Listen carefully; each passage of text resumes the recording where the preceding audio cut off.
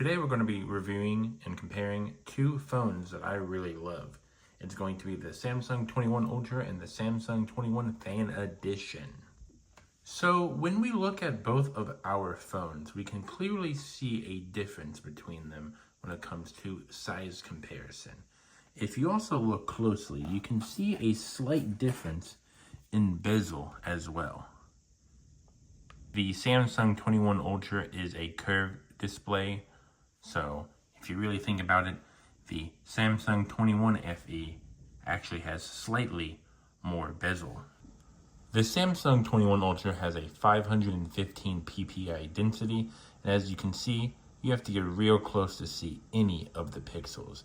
But it still looks very good even though you're right up on the phone. So the Samsung 21 Fan Edition has 403 ppi, and you can definitely tell there is a difference in quality when you're up close, but from far away you really don't notice the difference at all. So the latest security update on the Samsung 21 Ultra is UI 7, or at least that's what I have. So because of the Samsung 21 FE coming out in the year 2022, we actually get UI 8 on this device.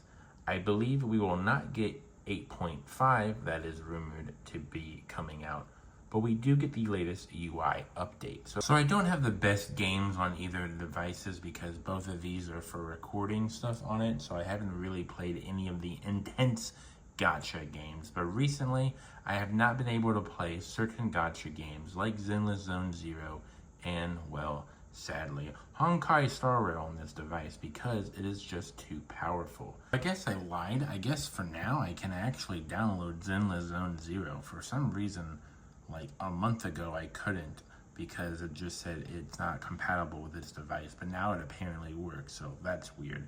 But there is one thing to note when it comes to these gacha games. I'm not 100% sure how much Zenless Zone Zero is, but it is a lot. I only have the 64 gigabyte model for this Samsung 21 FE, so I mean, you know, UI 8 is going to take a lot of storage too, so I might not be able to run this because I might not have enough storage. I did play Zenless Zone Zero about 9 months ago when I first got this phone, and I did enjoy it a lot. It is playable, but it does get hot very fast. So when it comes to cameras, the main thing you want to worry about is, well, how much the phones are going to cost you for what you're going to get. And if you really do ask me, the Samsung 21 Ultra is going to cost a lot more, but this has an amazing camera. It has a 108 megapixel main camera, and that is just freaking ridiculous if you ask me. The Samsung 21 FE has a low 12 megapixel main camera. Now this phone is very, very inexpensive compared to the Samsung 21 Ultra. The other cameras on the 21 Ultra are a 12 megapixel ultra wide and a 10 megapixel telephoto lens. So, I mean, still pretty good if you ask me, but of course, mostly you're going to be using the main camera. The other cameras on the 21 FE are an 8 megapixel telephoto lens and a 12 megapixel ultra wide. So the Samsung 21 Ultra has a 40 megapixel selfie camera, which, I mean, if you're going to be on video calls a lot or be making a lot of videos when the main camera or the selfie camera, I mean, is targeted at you, and of course you're going to want the Ultra. But the 21 FE has a very good selfie camera as well. The Samsung 21 FE has a 32 megapixel front camera. 32 megapixels, there is a slight difference of 8 megapixels. And of course you can tell the difference, but if you're really on a tight budget, I mean, the 21 FE is very good for the price. So each phone has the ability to record 4K at 30 to 60 FPS, but when it comes to the Samsung 21 Ultra, you actually have 8K options at 24 frames per second. Now, when it comes to listening to music and audio from your videos, the Samsung 21 FE is not that good because it is a mono speaker. If you compare these two, the Samsung 21 Ultra has a dual speaker or like a stereo speaker setup, so it is very good when it comes to listening to music, listening to audio. It is basically the superior device. But the main thing that I want to worry about in this comparison slash review is this. Ignoring the sticky note, that's where the number is to, basically break the device, and that's why I have it there.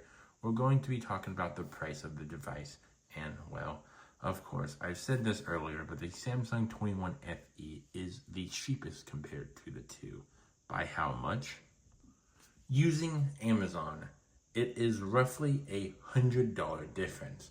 Now it's like maybe more like $80 to $90, but after taxes and all of that mumbo jumbo, basically the Samsung 21 FE for a refurbished, excellent, unlocked is around $150 compared to the Samsung 21 Ultra renewed, unlocked, excellent condition is around $250. I keep rounding the numbers up because, well, give or take, sometimes you can find it cheaper, sometimes you can find it more expensive. If you want to get a brand new in the box one from eBay, of course it's going to be more expensive. If you're okay with a more roughed up, okay, just standard economy condition, then of course you're going to get it for a much cheaper price than the other one. If you're worried about security and you need a very inexpensive phone, the Samsung 21 FE has UI 8, so it will have a pretty good secure system. But if you're like most people and you just want a very good phone and you're not going to be dumb clicking on random links, the Samsung 21 Ultra is a very good phone. A very good phone. I think this phone is so good that I am going to be bold and say that the iPhone 11 Pro Max is the inferior phone compared to these two, especially when it comes to the prices. And this is coming from an ex-Apple fanboy. Oh yeah, I'm using my favorite website, Samsung 21 Ultra 5G, $205. The 11 Pro Max unlocked is $232. Also, the iPhone 11 Pro Max has a 60Hz display, and both the S21 FE and S21 Ultra have a 120Hz display. Come on. So yes, the Samsung 21 Ultra, the one with the second wife, is the superior phone.